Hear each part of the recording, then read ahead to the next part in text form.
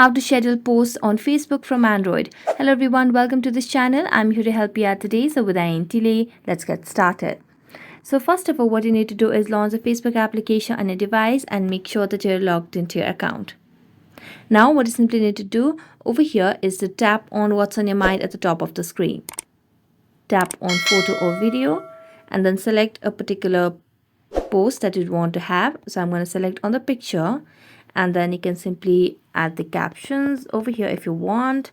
And then as you do that, you can see there is no option over here to schedule. We have the option to post directly at the top right corner of the screen. So let's tap on the three dotted lines at the bottom right corner of the screen, and even here you can see we do not have any other options over here.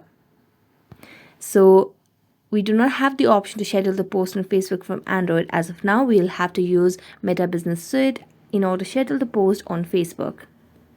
So that's it. Thank you so much for watching this video. See you next time.